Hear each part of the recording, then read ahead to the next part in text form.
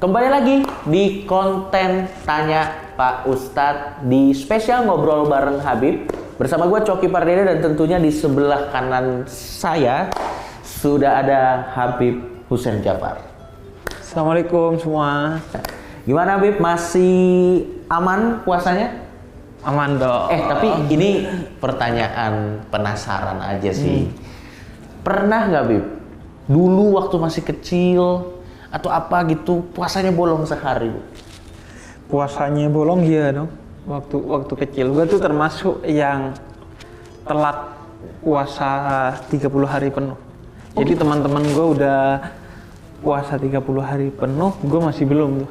Oh gitu? Iya, termasuk telat. Jadi, dan motivasi untuk penuh awalnya ya ikut-ikutan temen. Oh gitu. Nggak, karena gue pikir kan karena mungkin dari awal lingkungannya sudah identik dengan Arab gitu kan, dari kecil langsung sehari gitu. Gue pikir begitu, nggak juga ya? Nggak sih, gue malah tumbuh dari lingkungan yang memang membangun semua ketaatan pada Allah tuh dalam kesadaran aja sih.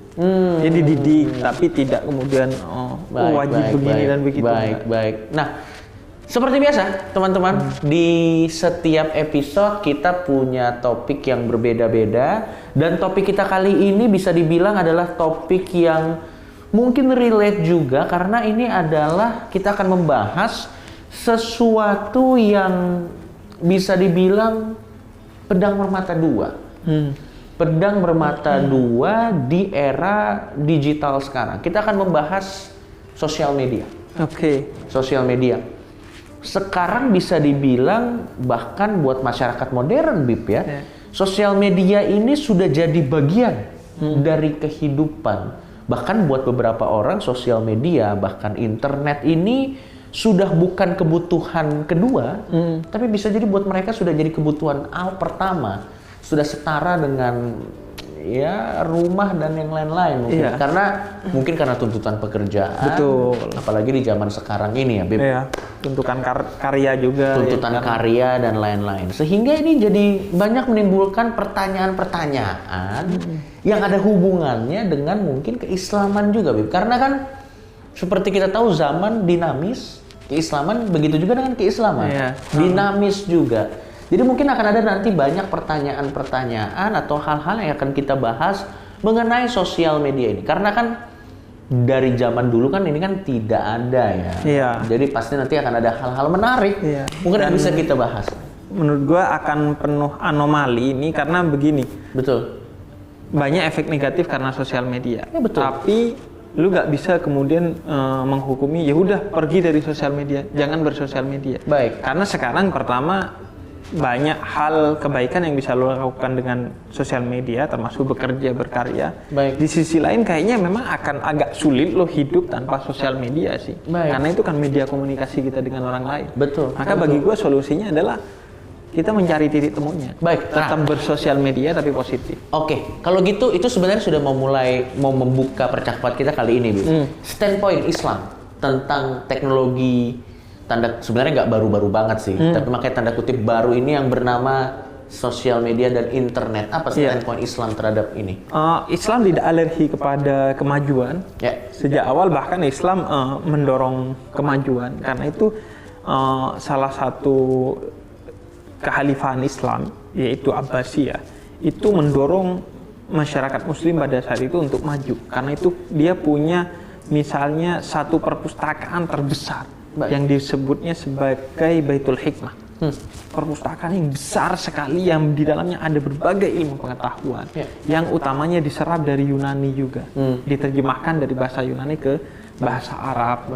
Kemudian Islam juga di zaman kekhalifahan selanjutnya, misalnya di zaman kekhalifahan Utsmani, punya teknologi-teknologi yang canggih khususnya di bidang pelayaran. Dan khususnya juga di bidang peperangan, karena di masa itu dinasti-dinasti itu harus bertahan dari gempuran berbagai dinasti lain atau kekuasaan lain di luar kedinastiannya. Jadi kemajuan itu didorong penuh sehingga dalam Islam ada nama-nama seperti Ibnu Sina yang seorang bapak kedokteran Islam, yang dia seorang ulama tapi juga ilmuwan, dokter. kemudian ada banyak nama lah yang identik dengan kemajuan. Nah, berhubung sekarang kemajuannya adalah digital, kita berada di satu zaman yang disebut dengan digital age, zaman digital, maka Islam juga tentu harus berada di poros kemajuan ini. Betul. Dan gue melihat itu terjadi sih. Sekarang kan seperti yang gue lakukan dan berapa banyak orang melakukannya, bagaimana menjadikan platform digital sebagai mimbar dia dalam berdakwah. Bahkan mungkin yang tidak mau melakukannya awalnya, mau nggak mau jadi harus melakukannya. Untuk menembus teman-teman yang mungkin tidak bisa ditembus hanya dengan perjalanan fisik mungkin ya, atau dakwah tradisional mungkin. Dan lebih efektif juga, Jok. Betul. Karena gue pernah bilang ke kiai gue gitu, Pak Kiai, Bapak kalau ceramah paling banyak dihadiri berapa, kata saya. Kata dia, ya banyak, ribuan, kata dia. Bapak tahu nggak, saya nggak usah kemana-mana, di rumah aja ceramah ke ratusan ribu orang. Wah, kok bisa, kata dia? Iya, melalui platform digital, melalui media sosial saya yang followersnya sudah ratusan ribu, kata dia. Betul. Ya akhirnya dia tersugesti dong. Akhirnya dia punya studio sekarang. Betul. Untuk kemudian bikin konten-konten dakwah.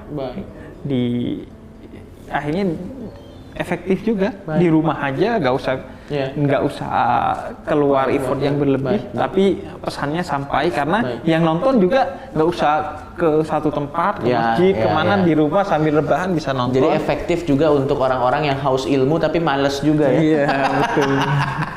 Kadang kan nggak semua yang haus ilmu pengen punya effort jalan kemana gitu. Siapa tuh, gue mau sambil tiduran. Oke, menarik, Bib. Sebelum kita jauh lebih lanjut, ini sosial media termasuk ke dalam teknologi. Dari penjelasan lo tadi cukup menarik bahwa di perpustakaan terbesar tadi itu ada transisi di mana dia menerjemahkan dari bahasa Yunani ke dalam bahasa Arab gitu. Berarti memang Islam pada saat itu tidak alergi karena itu dari luar Islam gitu ya. Tidak karena kafir gitu. Tidak, malah ya kalau teknologi ya dia malah estafet gitu. Misalnya dari Imperium Yunani pada saat itu, pada saat masa jayanya selesai, dilanjutkan dia yang jadi beacon-nya jadi mercusuar ilmu pengetahuan dan selanjutnya gitu ya. Iya, karena pada prinsipnya dalam Islam, ambillah kebaikan dimanapun lo menemukannya. Dalam pepatah Arab disebutnya walau dari pantatnya anjing, walau min duburi kalbi. Kemudian ambillah hikmah walau dari mulut orang munafik. Dari manapun, karena pada dasarnya Nabi katakan hikmah itu miliknya orang Islam. Maka kalau lo menemukannya di mana aja, itu milik lo ambil. Jadi berarti sebenarnya dari mana, selama itu pengetahuan yang positif, maka kita ambil. Berarti yang negatif pun kita ambil sebagai pelajaran untuk kita tidak melakukan hal serupa. Baik. Berarti sebenarnya ratusan tahun yang lalu kita lihat ada keterbukaan pikiran yang luar biasa yang ditunjukkan oleh pendahulu-pendahulu kita, yang sebenarnya kita bisa pelajari bahwa mereka sangat terbuka sekali untuk saling mengerti satu sama lain, bahkan dalam bidang teknologi juga sekali. Oke, baik, menarik. Oke, Bib, sekarang kita masuk ke topik kita, yaitu sosial media. Oke. Memang seperti tadi Habib Jafar sudah jelaskan kepada kita semua, ada manfaatnya. Itu tidak bisa disangkal, ada manfaatnya. Tapi yang tidak bisa disangkal juga ada negatifnya juga ada. Sosial media ini ada negatifnya. Nah, kalau menurut pandangan Habib Jafar sendiri, misalnya sosial media ini kan dengan adanya, ini kan platformnya banyak, ada Twitter, ada YouTube, ada Instagram, apalah banyak lah namanya.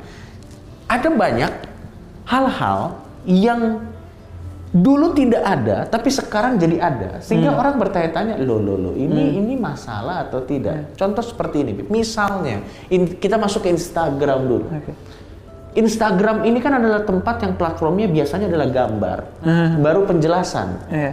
Tapi orang biasanya jarang baca penjelasannya. Gambarnya doang.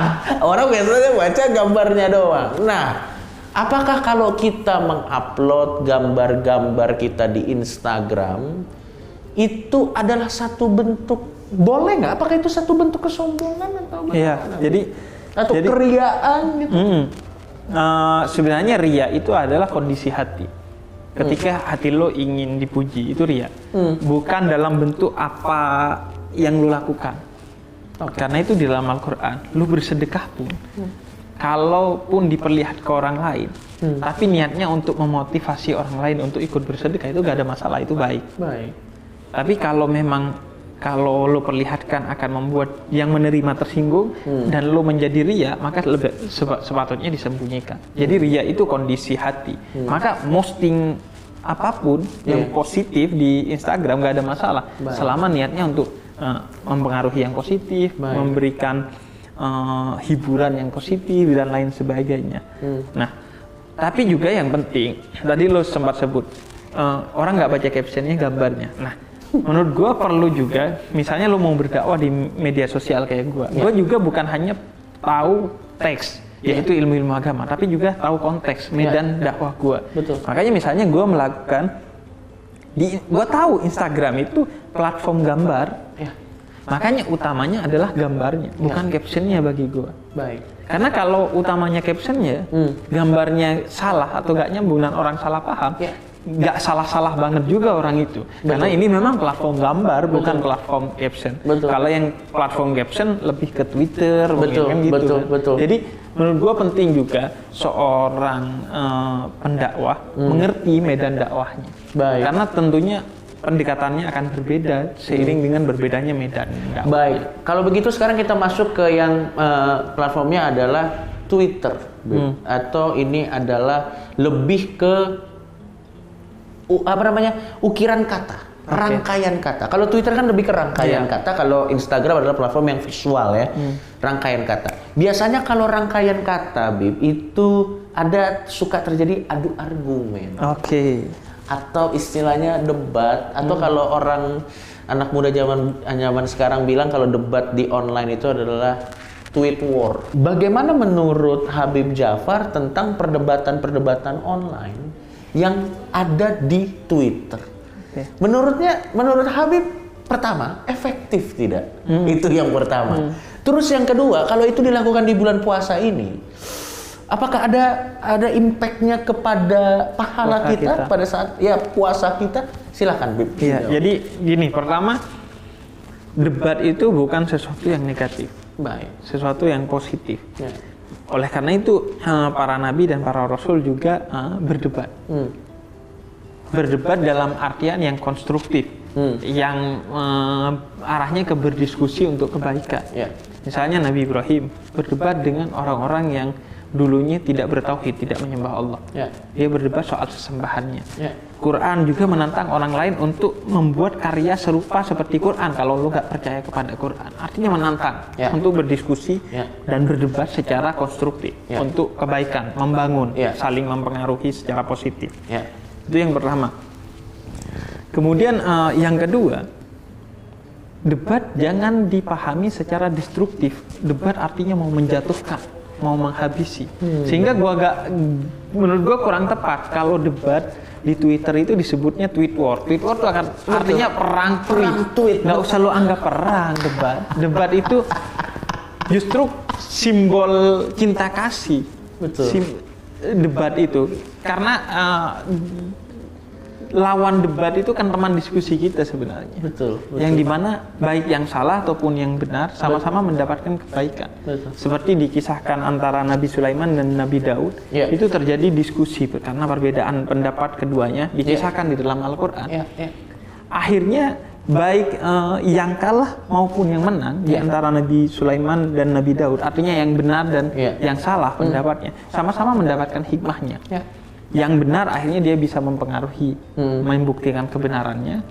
Yang salah akhirnya mendapatkan pelajaran dari kesalahannya. Yang terpenting adalah yang benar tetap rendah hati dan yang salah tetap tidak melihat kekalahan sebagai kehinaan. Berarti sebenarnya bisa dibilang pada saat kita ingin beradu argumen di apapun platformnya ya, entah itu di media sosial atau di secara langsung seperti ini, harusnya semangat yang kita tunjukkan adalah semangat untuk mendapatkan pelajaran di kedua belah pihak, ya?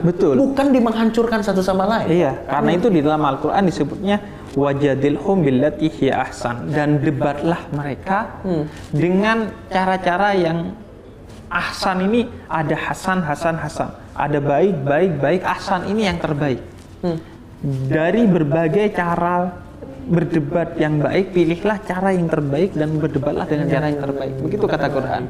Jadi debat nggak apa-apa asalkan dengan cara yang baik, niat yang positif, dan tujuannya juga konstruktif. Betul. Karena berarti paham kalau tujuan dari debat itu pun dari awal semangatnya saja sudah ingin menjatuhkan, yang menang juga tidak dapat mungkin ego saja, dan yang kalah hanya dapat kebencian mungkin, Iya. dan yang ada malah membuat masalah baru, jangan-jangan. Iya, artinya nggak ada hal positif dari dua orang yang berdebat secara fanatik. Apalagi membabi Berdebat buta lagi. Betul. Membabi buta. Iya. Apalagi yang dipakai cuma mulutnya, telinganya dia tutup gitu, gak mau mendengar. Cuman cepet-cepetan tweet lagi. Iya, makanya Gak dibaca gitu. Oke, baik, menarik. Seperti dua orang tuli yang ngomong gitu. Betul. Seolah-olah nyambung tapi gak nyambung. Betul. Ada cerita tuh, jadi dua orang kakek tuli. Ya. Satu nanya, mau kemana? Kayak dijawab, mau mancing. Oh, saya kira mau mancing. Baik. Enggak kok mau mancing kata dia. Karena sama-sama tuli. Baik, berarti memang pelajaran yang menarik Bib, bahwa pada saat kita berdebat, sedang melakukan debat, semangatnya harus ingin semangat berdiskusi dan semangat dua-duanya dapat untung. Supaya ada semangat persaudaraan, tidak? Iya. Berarti sebenarnya dari kata tweet war itu kurang tepat, dan itu malah adanya semangat persaingan dan saling menjatuhkan. Iya, betul. Oke, baik. Itu kan dari yang melakukan, Bib. Oke. Nah, gimana kalau di media sosial kita yang melihat? Kita melihat, wah seru nih, gitu. Terus kita ngompor-ngomporin. Kita dapat ininya nggak? Apa istilahnya, cilakannya juga nggak? Kalau ngelihat terus ngompor-ngomporin di sosmed itu dapat cilakannya juga nggak? Iya, kalau ngomporin dalam pengertian yang negatif tentu dia akan dapat celakanya juga, dapat dosanya juga. Tapi kalau dia mengompori dalam pengertian yang positif, artinya dia memberikan perspektif lain yang tidak ada dalam perdebatan keduanya, itu positif. Artinya debat tidak mesti dua orang, tapi beberapa orang saling memberikan argumen dan perspektifnya sesuai yang dia expert di sana. Itu menurut gua penting gitu. Tapi yang sering terjadi di sosial media, minimal yang gua lihat itu kalau ada dua orang debat, kemudian ada satu nih masuk, kemudian dia bilang, buat apa diciptakan tangan kalau tidak saling baku pukul? Kadang mungkin orang bahkan yang tidak ada masalah dengan kedua argumen orang ini tersebut, mungkin hanya ingin mencari tanda kutip hiburan dengan melihat ada orang yang berantem, itu udah jelas salah lah ya, kalau begitu ya. Oke, baik. Berarti yang harus kita ingat bahwa dari orang yang melakukan diskusi itu semangatnya harus semangat perdamaian, semangat diskusi. Karena kalau misalnya ternyata tidak ada semangat itu, panjang-panjang berdiskusi itu pun tidak akan ada dapat untung. Tidak akan. Mungkin hanya sebatas ego mungkin ya, yang menang dia hanya gue menang. Habis itu ya apa nggak? Dan jangan-jangan Bib, kalau bisa nggak bener nggak bisa jadi seperti ini nggak Bib? Kalau misalnya dia semangatnya ingin menjatuhkan, sekalipun argumen dia benar, orang yang kalah hatinya tertutup juga nggak jadi? Iya, kalau makanya. Caranya benar tapi tujuannya tidak konstruktif, itu juga tidak sempurna. Tujuannya juga untuk mengubah orang lain atau menyampaikan gagasan kepada orang lain agar mendapatkan kesan yang positif. Karena itu tujuannya juga harus konstruksi. Akan beda. Kalau tujuannya konstruktif, dia akan berupaya mengerti lawan debatnya dan menyesuaikan dengan bahasa lawan debatnya. Nah, kalau seperti ini gimana, Bib? Nah, ini kan supaya nanti mungkin ada yang pertanyaannya, tapi kita bikin generalisasinya dulu. Bagaimana kalau ini, Bib? Ini ada akun-akun, entah itu di Instagram atau itu di Twitter, akun-akun gosip. Anonim biasa. Anonim, akun-akun gosip, di mana akun-akun ini biasanya yang depannya lambe-lambe, yang biasanya gosip-gosip begitu. Ada orang memfollow akun gosip. Nah, tapi dia bilang, tapi kan yang bergosip bukan saya. Ini kan kebetulan ada di depan mata saya nih gitu. Bagaimana itu, Bib? Yang bergosip bukan dia gitu. Tapi ya saya kan cuma follow, saya kan nggak ikut komen juga, saya enggak. Saya cuma lihat doang. Nah, itu bagaimana, Bib? Jadi sama saja. Saya sudah mencoba saya sudah mencoba tetap sama saja. Artinya Anda masuk dalam lingkaran setan itu. Baik. Anda memfollow-nya saja sudah berarti kalau niatnya untuk mendapatkan gosip-gosip itu bermasalah sekali. Dan kayaknya kita juga nanti akan bahas tentang hoax itu. Gosip itu kan hoax. Itu dia, itu lebih kacau lagi itu. Gosip tapi khas media sosial banget kayaknya. Betul. Jadi pembuat gosip, pemakan gosip itu semua akan mendapatkan dosanya karena gosip itu bahaya sekali. Sebab dia ngomongin orang lain dari sesuatu yang orang lain itu nggak melakukannya. Sehingga ngomongin orang lainnya dapat, fitnahnya dia dapat. Kalau orang kemudian berpikiran negatif, itu juga menjadi dosanya kita sehingga tumpuk-tumpuk. Serius juga ya. Dan apalagi, menurut gua akun-akun anonim. Iya. Gue punya standar di media sosial gue untuk nggak menanggapi akun anonim. Baik. Kalaupun menanggapi karena pertanyaannya menurut gue mewakili banyak orang, sehingga gue jawab bukan untuk dia, tapi buat orang yang membacanya. Betul. Yang punya pemikiran kemungkinan sama dengan si akun anonim ini. Kenapa gue gak mau jawab akun anonim? Pertama karena menurut gue mereka gak bertanggung jawab. Baik. Beropini tapi gak bertanggung jawab. Baik.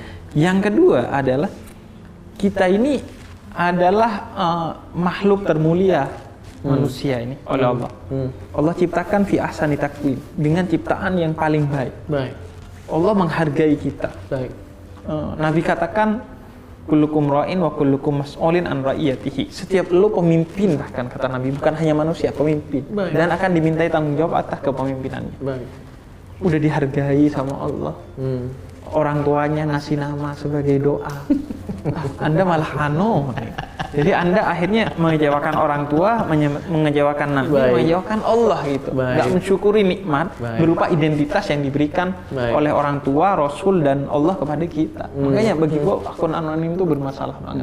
Baik. Berarti tadi kita sudah masuk ke ranah di mana ya kalau kita bahkan memfollow akun-akun anonim yang memberikan informasi yang tidak jelas pun, kita yang memfollow pun juga kena masalah. Kena juga. Karena gini, dia gak akan tenar kalau gak ada orang-orang yang seperti ini. Berarti mungkin kalau banyak orang yang mengeluh kenapa sih akun-akun gosip nih terkenal banget, ya karena Anda follow juga. Lebih baik Anda jangan ikut di sana. Nah, sekarang kita masuk ke yang agak lebih serius, hoax. Oke. Hoax. Kayaknya sih semua orang juga sudah sepakat bahwa hoax itu adalah sesuatu yang salah ya, karena misleading atau menyesatkan. Tapi bagaimana, Bib? Kalau ada argumen yang mengatakan seperti ini, loh, hoax saya ini demi kebaikan. Nah, apakah itu jadinya impas karena dosa nih hoax, tapi demi kebaikan, jadinya impas. Nah, itu gimana?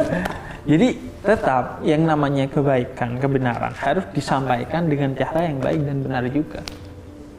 Karena kalau nggak disampaikan dengan cara yang baik dan benar juga, artinya suatu hari kebenaran itu kalau lo ketahui caranya salah, maka ini akan mencederai nilai kebenarannya. Karena itu Allah ketika mau menyampaikan kebenaran kepada manusia melalui satu perantara yang disebut dengan Rasul, yang Rasulnya ini manusia teragung, agar kemudian penyampaiannya, proses penyampaiannya, medium penyampaiannya juga baik, bukan sekedar kontennya aja baik. Dan misalnya gini, Bib, misalnya kita ada di satu grup keluarga, atau jangan grup keluarga deh, kita ada di satu grup, ada satu berita, ini kita tahu nih hoax, cuman kita merasa udahlah biarin aja lah, males gue nanggepinnya. Tapi karena kita tidak melakukan sesuatu, orang lain jadi percaya itu hoax. Kita kena dosanya. Iya, kita kena dosanya karena berarti kita membiarkan keburukan terjadi. Padahal kita punya akses dan punya kemampuan untuk menanggulanginya. Karena hoax itu, misalnya di grup keluarga, itu kita sekedar nanya, apa benar iya? Itu sudah lumayan mengganggu laju hoax menurut penelitian. Sekedar bertanya nih, kita nggak mendebat, belum diverifikasi ya, belum masuk verifikasi. Karena orang akhirnya, oh iya ya, jangan-jangan salah. Akhirnya orang punya verifikasi tersendiri akhirnya. Dan hoax ini dalam Islam tuh bahaya banget. Karena gini, di Islam dikatakan di dalam Al-Quran, kalau datang satu kabar dari orang-orang fasik, orang-orang yang berbohong kepadamu, maka cek dulu kebenarannya. Kalau beritanya benar, maka lu percaya. Tapi jangan lu sebarkan dulu. Kalau sekiranya disebarkan tidak bermanfaat bagi orang lain, maka gak usah disebarkan. Wow, berarti sebentar Bib, ini menarik sekali. Walaupun beritanya benar, harus tahan diri dulu ya? Tahan diri. Kalau nggak bermanfaat. Oh, oke, benar. Ketika disebarkan akan tidak bermanfaat, atau belum waktunya, masyarakat belum siap, ya nggak usah, ditunda dulu penyebarannya. Karena tidak main-main ya? Karena itu bagi gue sharing itu bukan hanya disaring dulu mana yang benar, tapi juga dipastikan betul-betul akan bermanfaat nggak ketika kita share ke orang lain. Baik, nah kalau begitu bagaimana tipsnya, Bib, apalagi di bulan puasa ini, supaya kita bisa paling tidak punya bisa lah memverifikasi mana yang palsu, mana yang enggak. Ya kalau yang kabarnya terlalu wadididau ya kita gampang gitu. Tapi ada nggak tips atau dari Habib sendiri? Kalau di Islam itu sebenarnya ada ilmu hadis, ilmu verifikasi periwayatan hadis, di mana ada dua cara. Pertama ada diverifikasi siapa yang membawa berita itu. Kalau yang membawa akunnya nggak jelas, anonim. Kalau yang membawa orangnya kita kenal itu pembohong. Sebagaimana pembawa hadis, kalau orangnya tidak dikenal umum sebagai orang yang santun saja, itu tidak boleh menyebarkan hadis. Atau dia tidak terverifikasi, misalnya tidak kuat hafalannya, tidak boleh menyebarkan hadis. Begitu juga berita secara umum.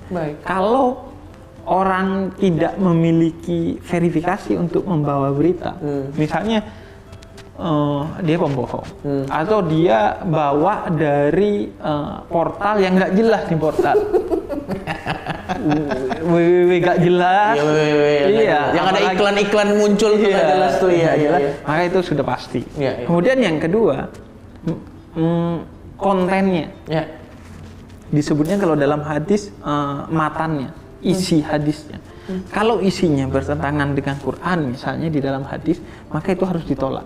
Begitu juga berita. Kalau isinya bertentangan dengan nilai-nilai agama gitu, misalnya agama bilang jangan fitnah, ini isinya fitnah, maka sudah pasti kita tolak. Sudah pasti menurut kita itu hoax dan tidak pantas untuk dipercaya apalagi disebarkan. Yang kedua, kalau kontennya berisi nilai-nilai yang menghasut, mengadu domba, atau anti kemanusiaan, anti perdamaian, maka tentu bagi kita. Oke, kalau gitu tolak. Ini seru, Bib. Sebelum kita masuk, ini seru banget. Gimana kalau teori konspirasi? Teori konspirasi itu kan seru.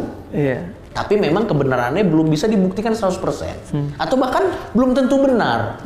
Bagaimana teori konspirasi? Itu kan bingung nih kita. Kita mau masukin dia ke hoax juga, belum tentu hoax juga. Tapi mau kita bilang kebenaran juga belum tentu benar juga. Nah, kalau kabar yang nanggung-nanggung tapi bikin penasaran seperti itu, sifat kita harusnya yang benar gimana di bulan puasa ini? Pertama, teori konspirasi itu kayaknya tepatnya dijadikan sebagai hiburan sih. Menarik sekali. Artinya gini, sejak awal positioning Islam adalah berhikmat kepada ilmu pengetahuan. Yarfa'illahu alladhina amanu minkum walladhina utul ilma darajat. Orang yang berilmu itu diangkat derajatnya oleh Allah, bahkan melebihi beberapa derajat orang yang beriman. Islam itu sangat pro kepada ilmu pengetahuan. Sedangkan teori konspirasi itu kan tidak jelas alur logikanya. Bahkan besar kemungkinan itu simbol ketidakmampuan kita menelusuri satu hal. Maka bilang aja, wah konspirasi. Jalan pintas, tanda kutip. Jalan pintas. Maka kalaupun itu benar, kan kita nggak tahu nih, masih undi-undi, bisa benar bisa enggak. Kalaupun itu benar, kita memiliki hak untuk tidak mempercayainya. Bahkan memiliki kewajiban untuk tidak mempercayainya, karena tidak sesuai dengan standar informasi yang harus kita terima menurut Islam. Yaitu sesuai dengan prinsip ilmu pengetahuan dan disampaikan dengan cara-cara yang tepat. Artinya cara-cara yang sesuai dengan prinsip ilmu. Bukan disampaikan dengan kode-kode yang nggak jelas. Jadi karena salah satu bahayanya hoax itu adalah kan dia memutus rantai informasi yang rasional. Misalnya semua kambing berkaki 4. Tiba-tiba ada hoax. Oh, di daerah ini ada kambing yang kaki 2. Akhirnya kan kesimpulan ini, teori ini patah hanya karena hoax itu. betul. Itu kan bahaya sekali, dia mematahkan satu kebenaran Betul, dari berita yang nggak betul, jelas. Nah, begitu juga konspirasi. Betul, betul. Udah ada teori yang mapan, kemudian dihajar pakai teori konspirasi yang nggak Baik, jelas. baik. Maka akhirnya satu teori yang dia berbasis kepada ilmu pengetahuan, diperjuangkan, menghabiskan waktu dan tenaga untuk menelitinya. Ya.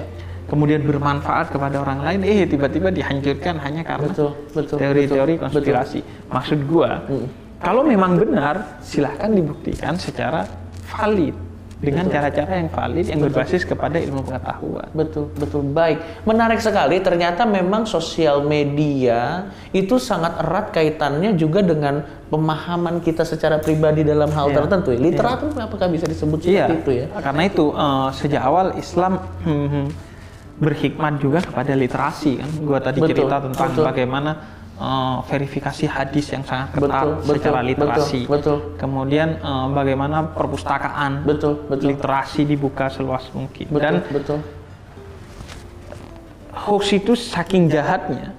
Sampai Sayyidah Aisyah istri Nabi itu pernah kena hoax. Dituduh melakukan tindakan-tindakan yang tidak bermoral. Baik. Hadisul ifik namanya. Itu fitnah kepada Sayyidah Aisyah. Jadi dahsyat nih hoax nih. Dan sangat kewalahan pada saat itu. Sangat kewalahan. Karena kalau akhirnya sudah sampai turun ayat yang mengklarifikasi. Harus sampai begitu ya? Iya, karena memang kalau bayangin Nabi gitu. Betul. Karena kalau sudah ada di masyarakat itu sudah tersebar liar, udah sangat sulit untuk dikendalikan kalau udah seperti itu. Baik. Makanya itu jahat sekali. Makanya di Islam itu dikategorikannya sebagai fitnah. Dan fitnah itu bahaya sekali karena mungkin fitnah itu gini ya, fitnah itu mungkin tidak membuat lo hilang hartanya, apalagi hilang nyawanya, tapi citranya. Betul. Dan manusia ini salah satu wibawanya kan adalah citra itu. Betul. Bahwa kalau dulu dihancurkan dengan fitnah berarti betul. Pada akhirnya kita seperti semacam mumi gitu, semacam zombie gitu. Hidup sih, tapi udah jelek aja. Lain. Baik, sekarang kita masuk ke sesi menjawab pertanyaan. Menarik. Ini karena seru sekali, soalnya sosial media. Berarti memang kalau kita mau masuk ke sosial media itu ada tanggung jawab juga yang harus kita lakukan. Kalau gitu langsung saja. Ini dari Wisnu Pratama _Noe. Terkait akhir zaman, nih Bib, katanya tanda-tanda kiamat sudah dekat. Imam Mahdi siap di baiat. Nah ini bagaimana? Mungkin ini sumbernya dari sosial media yang tadi kita bilang tadi, entah anonim atau teori konspirasi. Bagaimana, Bib? Soal kiamat itu pertama ya nggak ada hubungannya dengan satu agama sebenarnya. Baik. Semua agama sering kali kena hoax tentang kiamat ini, narasi-narasinya tentang kiamat. Dulu ada narasi tentang 2012. Oh iya, saya ingat itu. Taunya promo film. Iya, makanya. Nggak taunya filmnya juga fiksi. Ramalannya nggak jelas gitu. Jadi menurut gua, kita hidup itu berdasarkan apa yang kita jalani sekarang saja. Baik. Nggak usah kita berorientasi kalau kiamat gimana, karena kita hidup ya yang dipertanggungjawabkan adalah hidup yang kita jalani sekarang. Kalaupun besok kiamat kemudian kita mati, ya yang dihitung adalah apa yang kita lakukan, pahala atau dosa. Jangan lu menganggap kemudian semuanya ini kalau kiamat bagaimana akan hancur dan lain sebagainya. Ya enggak.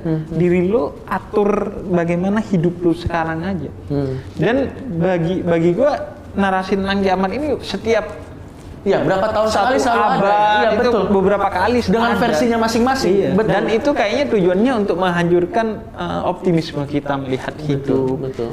Jadi apatis gitu. Apatis. Kalaupun kiamat beneran, kita harus tetap optimis. Artinya, andaikan kita tahu besok kiamat, ya kita hari ini melakukan kebaikan justru. Jadi nggak perlu kemudian terlalu dikhawatirkan, tetap tenang aja. Karena kekhawatiran itu yang justru lebih dahsyat efeknya dari kiamat itu sendiri. Betul. Anda sudah khawatir, sakit-sakitan, ternyata bohong juga, hoax juga. Kan kita rugi berkali-kali. Kan? Iya, Betul, baik. Ini ada yang menarik juga Bib, dari Mahir Habib. Namanya gokil. Dia bilang katanya, bagaimana kita bersikap terhadap akun-akun sekretarian yang hobinya menunjukkan dalil disertai, ini nggak ada lanjutannya lagi nih. Oh, yang ini menunjukkan dalil-dalil sekretarian gitu. Jadi Iya, debat-debat Iya. di antara kelompok-kelompok dalam Islam. Gitu. Silakan Bib. Jadi Oh banyak itu Bib. iya. Itu banyak pendapat gitu. Debat, Iya banyak. debat kan dia dibentuk untuk debat-debat gitu, saling menjatuhkan. Betul. Pada dasarnya kalau dia memang isinya konten-konten hanya beradu dalil untuk menang-menangan, bener-beneran dan menjatuhkan orang lain, menurut gua sudah sepatutnya nggak mendukung itu. Karena balik lagi ke tidak seperti semangat awal tadi. Yes, karena begini, tujuan utama Islam itu adalah mempersaudarakan, Iya. bukan mencerai-beraikan. Iya. Karena itu ketika Nabi awal turun, itu beliau dikenal sebagai sosok yang mempersaudarakan orang-orang Arab yang berbagai suku yang ada di sana. Begitu juga ketika Nabi hijrah dari Mekah ke Madinah, yang salah satu yang pertama dilakukan adalah mempersaudarakan orang-orang Mekah yang disebut dengan orang-orang Al-Muhajir dan orang-orang Madinah yang disebut dengan orang-orang Ansar, dipersaudarakan. Jadi kalau akun-akun sektarian yang kemudian mengadu pendapat untuk kemudian menjelek-jelekan, ya menurut gua masalah. Tapi kalau niatnya untuk saling mengadu gagasan untuk memperkaya khazanah Islam, ya itu keren banget sih. Betul. Tapi kayaknya kalau di media sosial kok gua kita agak pesimis ya memang. Baik, ini ada yang menarik juga soal virus corona yang katanya disebut konon katanya adalah konspirasi. Atau nyata. Mohon penjelasannya, Bib. Nah, mungkin nggak hanya tentang virus corona lah ya. Bagaimana kita menanggapi teori-teori konspirasi tentang apapun? Ya mungkin kebetulan saat ini tentang corona. Gimana, Bib? Iya, menanggapi segala sesuatu, maka yang harus kita percayai dan yang harus kita lakukan sebagai langkah itu adalah apa yang kita tahu. Baik. Kalau konspirasi, hal-hal yang kita tidak tahu, hal-hal yang kita nggak punya expert di sana, maka sudah sepatutnya kita nggak perlu menanggapi. Sama dengan kayak corona. Ya kita lakukan apa yang kita tahu dan yang kita bisa terkait corona. Oke, gua tokoh agama, gua nggak mungkin masuk ke lab kemudian bikin antivirus corona. Nah, bukan ranahnya Habib. Bukan dokter, bukan ahli di bidang virus. Baik. Begitu juga gue gak mungkin melakukan hal-hal yang sifatnya medis.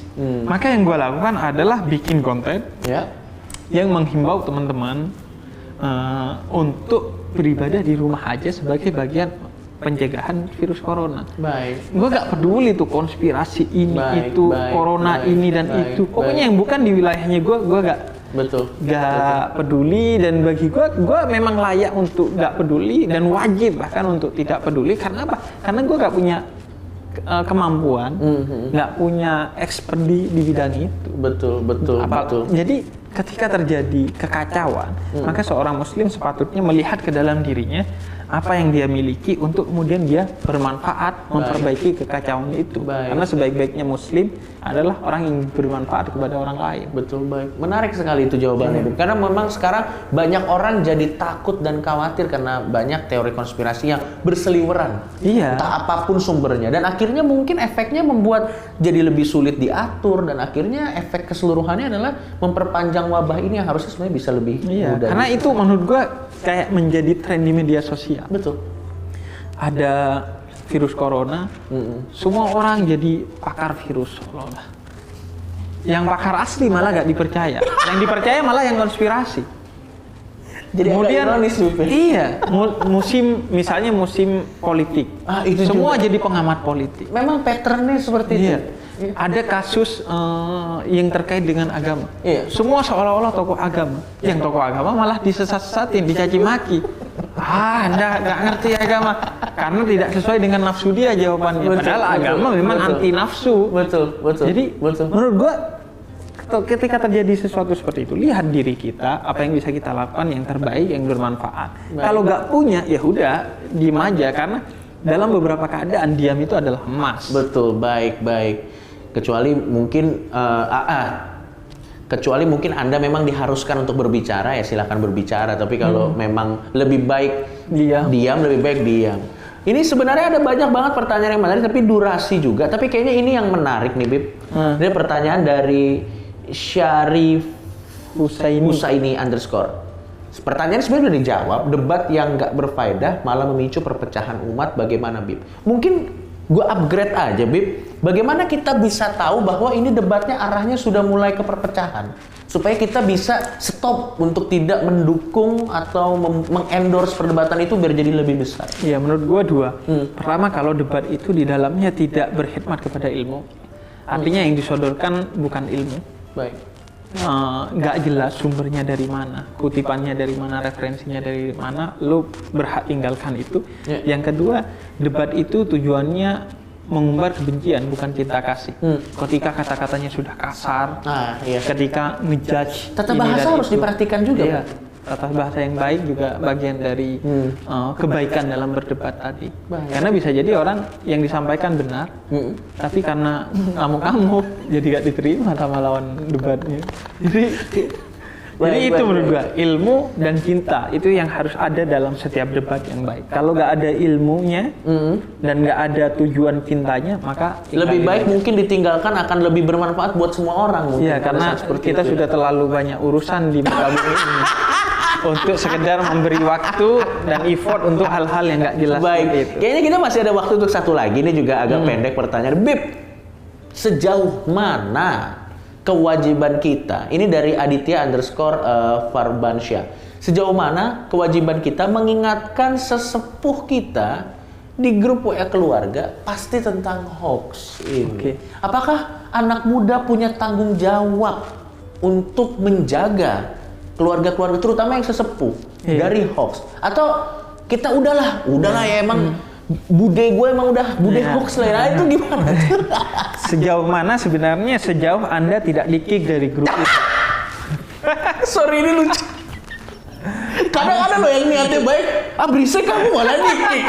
Ya, artinya kalau Anda di-kick, Anda nggak punya kesempatan lagi. Baik. Sehingga dengan begitu, seharusnya Anda pakai pendekatan-pendekatan yang tepat. Pertama, Anda harus tahu frekuensi sesepuh-sesepuh itu. Jangan pakai frekuensi Anda, karena pasti nggak nyambung. Kemudian yang kedua, memang harus tahu dia itu percayanya model gimana sih. Kalau percayanya dari ustadz ini atau tokoh ini, maka lo ambilin video atau pernyataan dari media, dari ustadz atau tokoh itu, berikan ke grup itu. Sehingga akhirnya yang berbicara adalah mereka. Dan mereka nggak gengsi untuk menerima, karena seolah-olah bukan menerima argumen kita, tapi argumen tokoh atau ustadz yang dia hormati. Betul, baik. Sebenarnya kalau kita berbicara mengenai sosmed akan sangat panjang sekali, karena memang ada perintilannya lagi, perintilannya lagi. Mungkin yang terakhir, Bib, tips yang bisa Habib kasih bagaimana caranya kita bersosmed sesuai dengan standar-standar keislaman, supaya kita juga tidak, mungkin ini bisa dipakai akhirnya sama teman-teman menjadi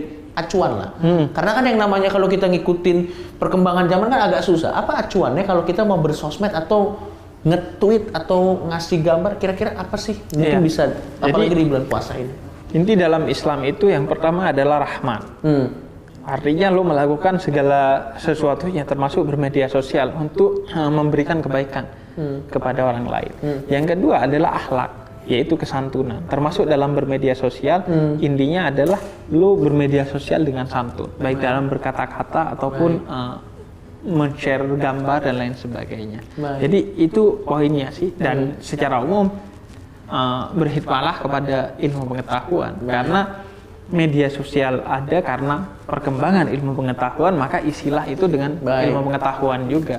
Dengan Anda gini, pada prinsipnya Anda kalau buang sampah di tempatnya, di tong sampah, jangan di timeline. Baik, Habib Jafar, terima kasih banyak. Sama-sama. Waktunya juga sudah pas. Saya yakin pasti banyak sekali pertanyaan-pertanyaan yang belum terjawab tentang sosial media, atau tentang internet, atau tentang hoax atau lain-lain. Atau mungkin sebenarnya tadi ada pertanyaan satu sih, tapi mungkin kita bisa bahas di kesempatan lain tentang prank, Habib Jafar. Tapi itu nanti aja karena kalau kita bahas semua di sini nantinya jadi nggak seru episode-episode selanjutnya. Intinya terima kasih banyak sahabat video sudah ngikutin ngobrol-ngobrol gua Coki Pardede bersama Habib Hussein Djafar. Tenang aja, ini acaranya ada setiap hari jam 3 pagi dan juga jam 5 sore. Jadi terus pantengin video, nonton nggak pakai ribet. Sampai ketemu lagi. Assalamualaikum. Waalaikumsalam.